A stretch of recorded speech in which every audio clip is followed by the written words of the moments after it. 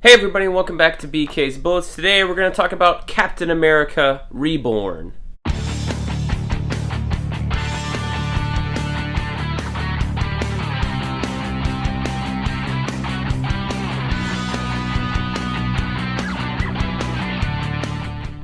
Hey everybody, and welcome back to BK's Bullets. As always, I am your host, Brent. It's been a while since we've had a review channel, or a review video here on the channel, but we are back at it.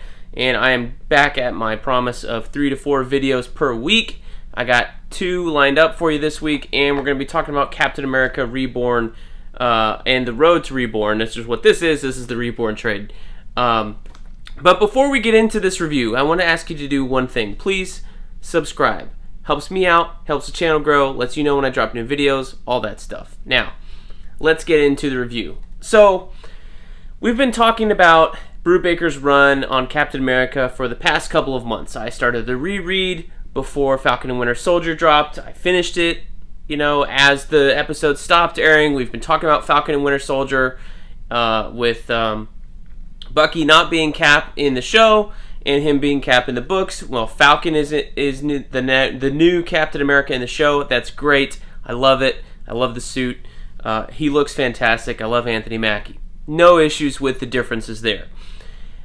But reading past the Death of Captain America trade, which we reviewed as the complete collection, was originally collected, I think, in 3 volumes of trades this size, back in the day. I'm starting to remember why no one talks about the Captain America run after the Death of Cap story ends. And that makes itself kind of painfully clear here in Road to Reborn and Captain America Reborn.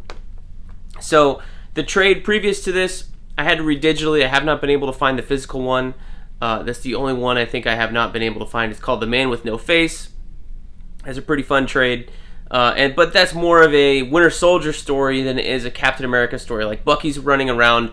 He's not in his outfit. He's just trying to go find... trying to redeem himself from things he did as the Winter Soldier. He's barely in the Captain America outfit. Then, in Road to Reborn, he wears it a little bit, but most of this trade is I think it's the 65th anniversary special or something like that, or it's Captain America 600 and 601. So, it also has 49 through 50. So, you have Cap dying in issue number 25 of the Captain America run. And then by the end of issue 50, you have them going, hey, there's a way to save Cap. And that leads into Captain America Reborn. The rest of this trade, I really think you can do without. There's a Gene Colan story, illustrated story here in 601 that I pretty much skipped entirely because it is all flashback, and it is Gene Colan, who is a legendary artist on Daredevil and Marvel in the 60s. But when he did this story in the late 2000s, he was at the end of his career, and I think he died a couple years later. It's not his best work, but it is very reminiscent of his illustrative style. It's pretty much colors over pencils. So there's a lot packed in here, but his forms, his shapes, it's more like a drunk Neil Adams at this point in his career. So it's kind of grotesque, I guess, in terms of the style. Not a fun story to look at. Not really reading it for the art, so I skipped it entirely, and I think you can too, because it is just a flashback issue. 600 is in here, and half of that is stories about other people when Cap was living in Arizona or something like that. Back in the past, there's a little story about memorabilia in here, drawn by what's his name? Dale Eaglesham, at the end of 600, and that's fun. But the rest of the issues for 49 and 50 is just kind of catching up with Sharon, because she kind of disappeared at the back half of the Death of Captain America trade, and wasn't, Natasha has kind of taken her place as the main female character of the Captain America book at this point. So you're catching up with her, and she's the one that figures out that the gun she used to kill Captain America on the steps of that courthouse was not a real gun. I mean, it was real, but it wasn't bullets. It was red. It looked kind of sci-fi looking. So she's having her memories come back, and then she realizes being in the Red Skull's lab at some point, I think before she killed Captain America. So there's a lot of story that was left out in those Civil War issues. Remember, we talked about how Sharon had a new psychiatrist who was disguised as a S.H.I.E.L.D. psychiatrist who was really one of the Red Skull's henchmen, whose name, the big bearded guy, I can't remember his name, not Zola, the other guy. Anyway, so she remembers all this stuff, that this gun she used is not a real gun. There it is right there. And so she goes and finds the Avengers and says, hey, there's a way to bring back Cap. The weird part is, when you're reading just these Captain America books, you've remembered how much you missed, or how much was skipped over in terms of what was going on in the Marvel Universe at that point. Because we had Civil War, which was featured prominently in that Death of Captain America Complete Collection. It's got all the tie-in issues in there. And then we had the Initiative for 12 months. And then we had Secret Invasion for 7 months. And then after Secret Invasion, S.H.I.E.L.D. disbanded, and you had Norman Osborn take over S.H.I.E.L.D., and it's now called Hammer. So all that stuff is completely passed over in that Captain America book, in that Death of Captain America trade I have on my shelf over there. So when you get to this part and you're reading about Iron Patriot, and Miss Marvel is really Moonstone, and the Sentry, and Venom, and not Hawkeye, but Bullseye, and you got the Avengers on the run, you're kind of going, wait, what happened here? And I had to remember, like, oh yeah, we're at this point in the Marvel Universe where there's all these other things going on. Not to mention there's a birthday party for Bucky in this book, which is a fun little scene, but it's happening with the new Avengers who are on the run at the time over in Bendis' book when Bucky goes and joins up there. So all that stuff Brubaker kind of throws in, even though he'd been ignoring it for the most part, and it's kind of jarring to have it thrown in here at the end of Road to Reborn. Now, this is called Road to Reborn. Is there really any Road to Reborn? No, absolutely not, other than Sharon remembering that she didn't use a real gun to kill Captain America. Instead, it was this sci-fi weapon. Everything else, I mean, there's been a little bit of setup in that Death of Captain America trade that we read, a little bit of setup there in the Road to Reborn, but everything else you need to know happens here in Captain America Reborn. So this was a special miniseries that came out at the time, 6 issues, drawn by Brian Hitch and Butch Guice. I think it's very definitively Brian Hitch doing the pencils. I think Butch Guice was doing the inks, as opposed to him being like a full-time penciler inker on the Captain America book at the time as well. And this was shortly after, I think, Hitch had finished, finally, the Ultimates 2 run. Issue 12 and 13 came out years and years and years and years and years later. Tremendous weight, tremendous effort on his part in terms of penciling those issues. If you haven't read Ultimates 2, Volume 2, go check that out. Tremendous effort on his part, but he penciled and inked the entire thing. So when Marvel said, hey, do you want to do this? But their big but, I think, was to give him an inker, and they gave him an inker on Butch Guice, which kind of brings the styles together, because Butch Guice had been drawing the Captain America book for a little while. He's in the back half of that Death of Captain America trade, trading off with Steve Epting at the time. And then Butch Guice will continue to work on the Captain America book in the trades past this. So, Captain America Reborn, what happens in it? We're 8 minutes into the review, Brent. Let's go. Well, this is how Steve Rogers comes back to life. And there's not a whole lot to say about it, and it's kind of weird in that we've been reading 50 issues, 51, 52 issues of the Captain America book so far. And it's been this kind of spy thriller, realistic espionage. The only thing that was kind of weird in sci-fi was the cosmic cube, things like that. This is full-on sci-fi, and to say that Brubaker doesn't do a very good job at it is kind of an understatement. He's the best at this kind of crime story, espionage thriller that we've gotten for the past 50 issues in his Cap run. When he goes full-on sci-fi here, it's rushed. It doesn't make a whole lot of sense. There's not a whole lot of setup, and I don't know if this was a publisher mandate that says, all right, you can kill him in 25 issues, but you got to bring him back by the 50th issue. And we spent so much time so much time in that Death of Captain America story. I mean, that storyline is like 18 issues long. And then you have Road to Reborn and The Man with No Face, and so there's really like, what, 6 or 7 issues, maybe 8, in between the end of the Death of Captain America storyline where Bucky's fully Cap, and then to the point where you start putting these issues out, the Captain America Reborn series. Like, you're not giving Bucky a space to breathe at all. And I think that goes into part of the decision that happens after, spoilers, but, you know, you're talking about Bucky being Cap for a while. That's part of the reason probably why they left him as Cap, because Brubaker didn't get a chance to really build him as Cap. I think Bendis probably wrote more of Bucky in the suit at that point than Brubaker did. So anyway, the general idea here is that Captain America, Steve Rogers, has become unstuck in time. Well, what does that mean? I have no clue, because it's not explained. There were some hints dropped before that there was a machine that Doom was building for the Red Skull, and Sharon saw it, and she saw Steve's body on it, and the body that we so magnificently threw into the ice with Namor at the end of the Death of Captain America turns up in here and like melts away.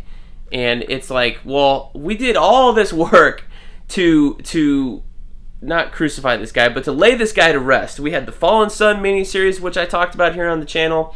We had 18 issues of the Death of Captain America, and you're just going to do all that one swoop away in like 4 issues before the 2-issue big fight at the end of this book. It's kind of insulting, honestly. And that's not to say that, you know, Brubaker doesn't have a good grip on Steve. It's just that the stuff in here with Steve doesn't matter. I would have rather gotten 6 issues of our current characters tracking down what's happening with Captain America, with the body, with Steve Rogers, with Red Skull, with Doctor Doom, the entire time, only to have Steve show up at the very end of the book. Instead of what we get here, which is Steve taking half of the book in flashback form. So the first half of every issue, it's interspaced, but about half of every issue is Bucky, Sam, Natasha, and the other Avengers. Mr. Reed Richards is in here. Hank Pym is in here.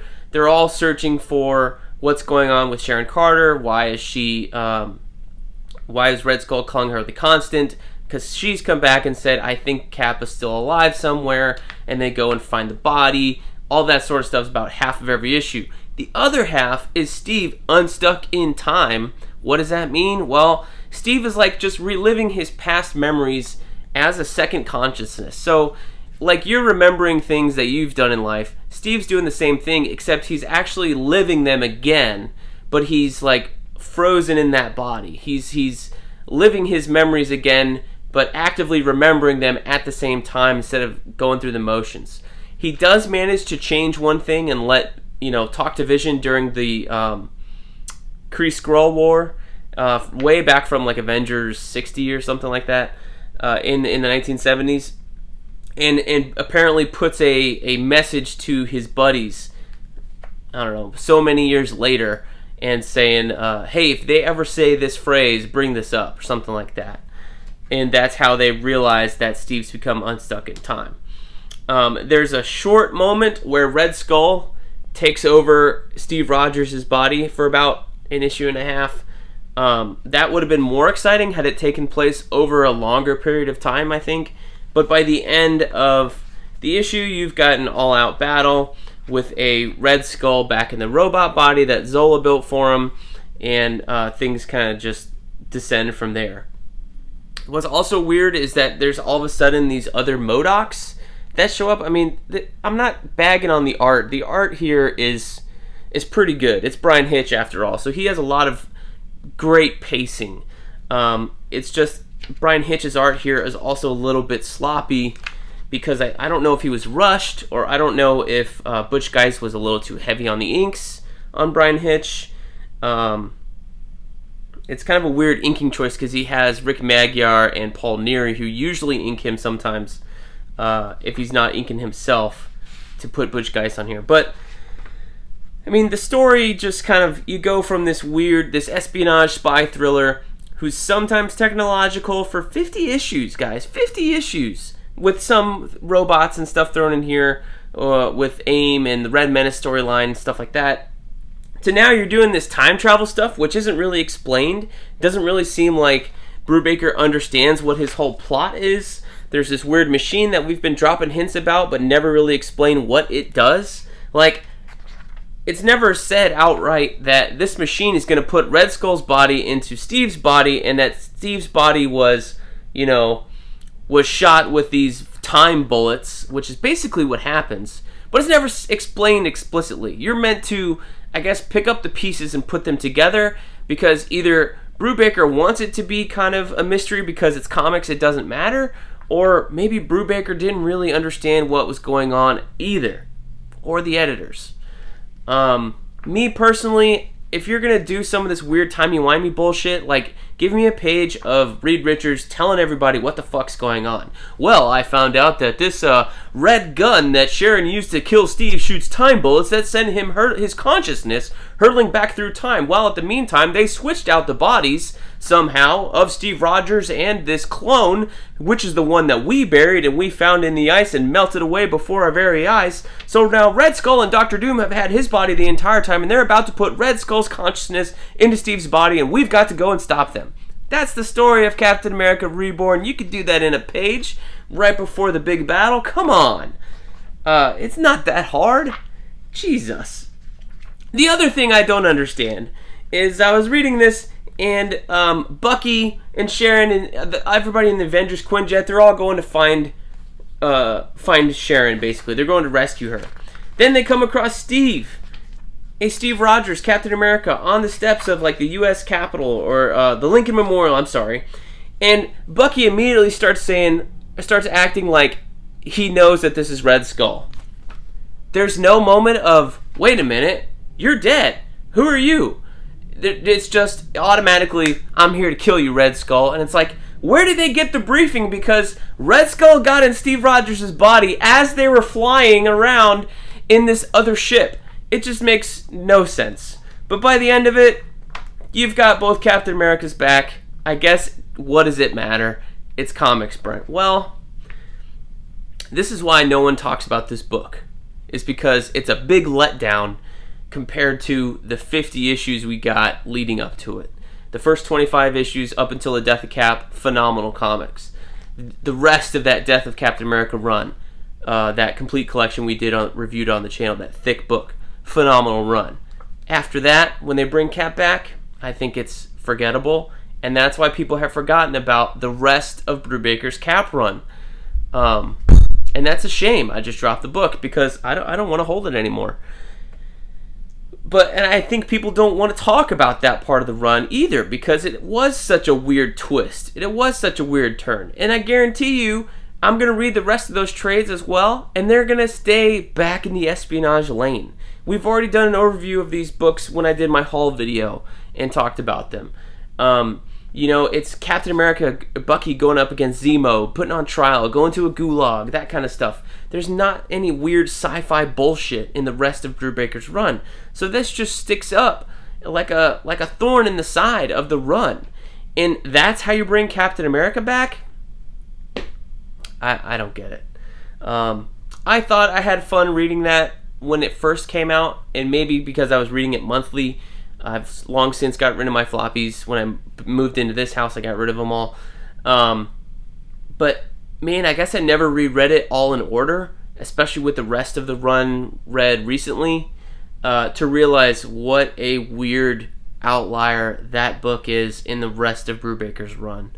So, anyway, Captain America Reborn, is it worth your time? No, I don't think so. Not at all. I think you could read all the books that say Brubaker, Captain America, and skip Reborn and be just fine. Just know that there's some weird sci-fi bullshit that happens, and that's what brings Captain America back, and you'll be fine. Is it necessary to read? No. To understand anything? No. Do they even understand it in the book? No. Do they bother to explain it? No. So, anyways, that's my opinion on Captain America Reborn. Let me know what you guys think down below. Road to Reborn, also probably a waste of time in a trade, waste of money, $15 down the drain or whatever, just for those 2 or 3 issues. Kind of a bummer. But, oh well. hopefully there's better stories to go on from here. Let me know down below what you guys think of Captain America Reborn. Am I wrong? Am I totally wrong? Is this explained somewhere else? Let me know where I can find it, because I want to know if I was right or if I was wrong. Anyways, thank you guys for watching. We will see you guys next time in the Funny Pages.